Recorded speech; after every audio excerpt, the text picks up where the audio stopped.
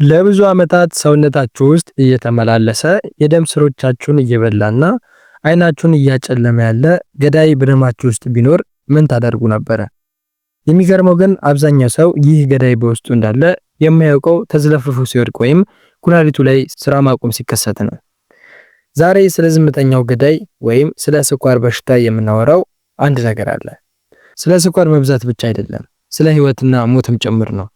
ዛሬ በዚህ ቪዲዮ እስከ ዛሬ ስኳርን በተመለከተ ስታምኑባቸው የነበሩ የተሳሳቱ አመለካከቶችን ሰብረን በሽታው ሳይቀድማችሁ እንዴት እንደምትቀድሙትና ከተከሰተም በኋላ እንዴት አሸንፋችሁት እንደምትኖሩ ወጥ በሆነ መንገድ እንመለከታለን ማለት ነው።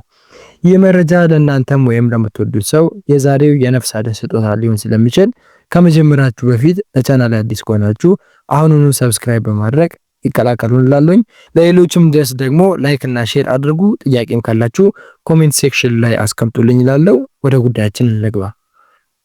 ስኳር በሽታ ሰውነታችን ከምንበላው ምግብ የምናገኘውን ጉልበት በአግባቡ መጠቀም ሲያቅተው የሚከሰት የጤና ሁኔታ ነው። በመደበኛ ሁኔታ ምግብ ስንበላ ሰውነታችን ያንን ምግብ ወደ ስኳርነት ይለውጠዋል። ያ ስኳር ደግሞ ወደ ደማችን ውስጥ ይገባል። በደማችን ውስጥ ያለው ስኳር ወደ እያንዳንዱ የሰውነታችን ክፍሎች ማለትም ሴሎች ማለት ነው ገብቶ ጉልበት እንዲሆንልን ኢንሱሊን የተባለ ሆርሞን እንደ ቁልፍ ያገለግላል። ስኳር በሽታ የሚከሰተው ይህ ቁልፍ ወይም ኢንሱሊን ሲጠፋ ወይም ደግሞ ቁልፉ በሩን መክፈት ሲያቅተው ነው። በዚህ ጊዜ ደግሞ ስኳር ወደ ሴሎች ገብቶ ጉልበት ከመሆን ይልቅ በደማችን ውስጥ ተከማችቶ ይቀራል። ይህ በሽታ በዋነኝነት በሁለት መንገድ ይገለጻል። አንደኛው ሰውነታችን ኢንሱሊን ማምረት ሙሉ በሙሉ ሲያቆም ሲሆን፣ ሁለተኛውና በጣም የተለመደው ደግሞ ሰውነታችን ኢንሱሊን ቢያመርትም እንኳን በአግባቡ መጠቀም ሳይችል ሲቀር ነው ማለት ነው። ሁለተኛው አይነት በአብዛኛው ከአኗኗር ዘይቤ፣ ከክብደት መጨመርና ከእንቅስቃሴ ማነስ ጋር ጥብቅ ቁርኝነት አለው። አንድ ሰው በደም ውስጥ ያለው ስኳር መጠን ከልክ በላይ ሲጨምር ሰውነቱ ምልክቶችን ማሳየት ይጀምራል። ሁልጊዜ መጠጣት፣ አፍ መድረቅ፣ ምግብ በልቶ አለመጥገብ፣ ቶሎ ቶሎ መሽናት፣ ከፍተኛ ድካም መሰማትና የእይታ ብዥታ ዋና ዋናዎቹ ምልክቶች ናቸው። እነዚህን ምልክቶች ችላ ካልናቸው ስኳሩ በሂደት የደም ስሮችን እየጎዳ ስለሚሄድ ለልብ ህመም፣ ለኩላሊት መታወክ፣ ለአይን እይታ መጥፋትና ለነርቭ መጎዳት ይዳረጋቸዋል። በተለይ በእግር ላይ የሚወጡ ቁስሎች ቶሎ ስለማይድኑ ከፍተኛ ጥንቃቄን ይፈልጋሉ።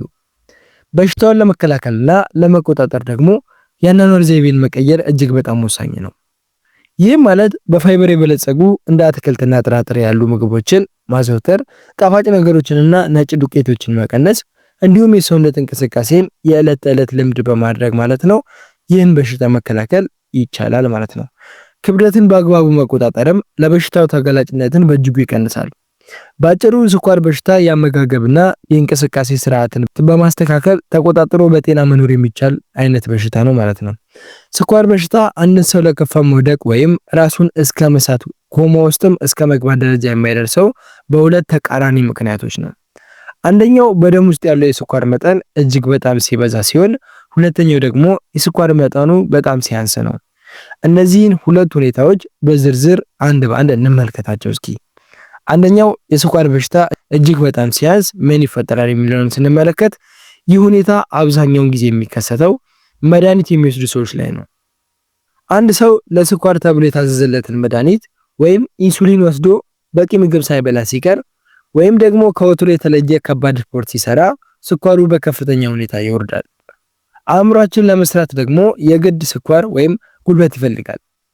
በደም ውስጥ ያለው ስኳር ሲያንስ አእምሮ የሚፈልገውን ጉልበት ስለማያገኝ ሰውየው መርበትበት፣ ላብ መጠመቅና የልብ ምት መጨመር እንዲሁም ግራ መጋባት ይከሰትበታል። መጠኑ በጣም ካነሰ ደግሞ አእምሮ ስራውን ስለሚያቆም ሰውየው ድንገት ተዘለፍልፎ ይወድቃል ማለት ነው። ይህ ሁኔታ በጣም አደገኛና በአስቸኳይ ጣፋጭ ነገር እንደ ከረሜላ ወይም ጭማቂ ካልተሰጠው በስተቀር ለህይወት አስጊ እስከሚሆን ደረጃ ድረስ ችግር ውስጥ ይገባል ማለት ነው። ሁለተኛው ደግሞ የስኳር መጠን እጅግ በጣም ሲበዛ ነው። ይህ ደግሞ ተቃራኒ ነው። በደም ውስጥ ያለው ስኳር ከመጠን በላይ ሲቆለል፣ ለምሳሌ መድኃኒት ባለመውሰድ ወይም በከባድ ኢንፌክሽን ምክንያት ሰውነት ያንን ስኳር ወደ ሴሎች አስገብቶ መጠቀም ያቅተዋል። በዚህ ጊዜ ሰውነታችን አቋራጭ ጉልበት ለመፈለግ ሲል ስብን ወይም ፋቲን ለማቅለጥ ይሄዳል ማለት ነው፣ ወይም ደግሞ ማቅለጥ ይጀምራል። ስብ ሲቀልጥ ደግሞ ኬቶን የተባለ መርዛማ አሲድ ይፈጠራል። ይህ አሲድ በደም ውስጥ ሲጠራቀም ደማችንን አሲዳማ ያደርገዋል። በዚህ ሂደት ውስጥ ሰውነት ከፍተኛ ፈሳሽ በሽንት መልክ ስለሚያስወጣ ሰውየው ይደርቃል ወይም ዲሃይድሬሽን እንዲፈጠርበት ይሆናል ማለት ነው። አይምሮም ቢሆን በዚህ መርዛማ ሁኔታና በፈሳሽ እጥረት ምክንያት መስራት ያቅተውና ሰውየው ቀስ በቀስ እየደከመው ሄዶ ራሱን ይስታል።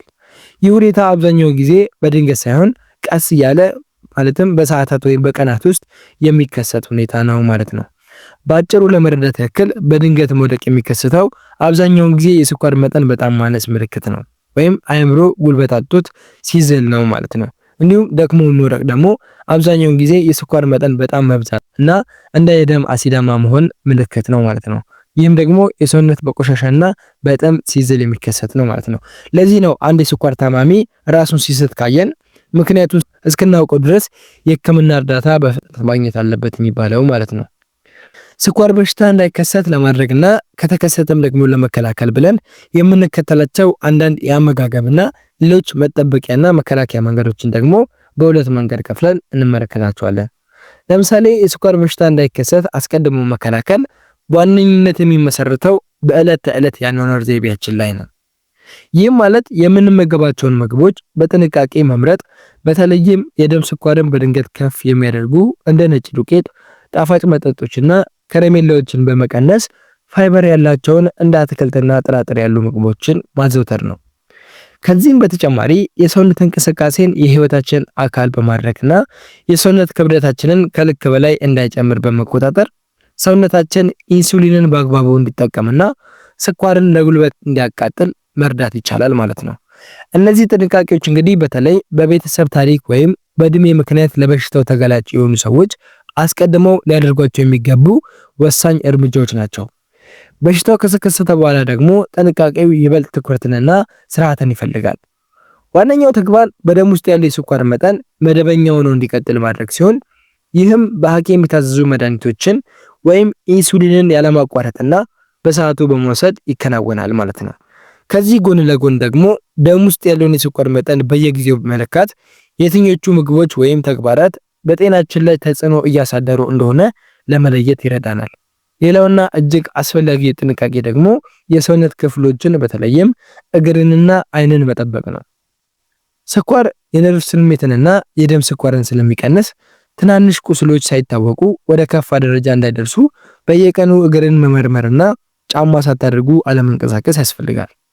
በአጠቃላይ በሽታው እንዳይከሰት የምናደርገው ጥንቃቄ በጤናማ አመጋገብና እንቅስቃሴ ላይ ሲያተኩር፣ ከተከሰተ በኋላ የሚደረገው ጥንቃቄ ደግሞ ከመድኃኒት ጋር ተስማምቶ በመኖር ማለት ነው ሌሎች የሰውነት ክፍሎች እንዳይጎዱ በመከላከል ላይ ያተኩራል ማለት ነው።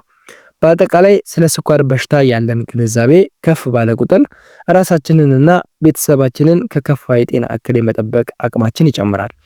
በሽታው ሳይከሰት በአመጋገብና በጥንቃቄ መጠንቀቅ፣ ከተከሰተም በኋላ ደግሞ በዲሲፕሊን መመራት ለረጅምና ለጤናማ ህይወት ብቸኛውና አስፈላጊው መንገድ ነው ማለት ነው። ጤናችን በእጃችን እንደሆነ ደግሞ መዘንጋት የለብንም። ይህ መረጃ ጠቃሚ ሆኖ ካገኛችሁትና ሌሎች መሰል የጤና ትምህርቶች እንዲደርሳችሁ የመረጃ ላይክ በማድረግ አጋርነታችሁን እንድታሳዩ ጠይቃችኋለሁ። ለጎኖቻችሁ ይደርስ ዘንድ ደግሞ ሼር አድርጉት። በተጨማሪም ጥያቄ ወይም አስተያየት ካላችሁ ደግሞ ኮሜንት ላይ ጻፉልኝ። ሁልጊዜም አዳዲስ መረጃዎችን እንዲደርሷችሁ ደግሞ ገጻችንን ሰብስክራይብ በማድረግ ቤተሰብ እንድትሆኑ ጠይቃችኋለሁ። ሌሎች እጅግ በጣም አንገብጋቢ የጤና መረጃዎች ደግሞ ምንጊዜም እያዘጋጀሁኝ ወደ እናንተ አደርሳለሁ። ይህ ወደ እናንተ እንዲደርስ ሰብስክራይብ ማድረግ በፍጹም እንዳይረሳ። ጊዜያችሁ ሰጣችሁ ይላዳመጣችሁኝ እጅግ በጣም አመሰግናለሁ። ጤናችሁ ብዝት ይበል። አመሰግናለሁ።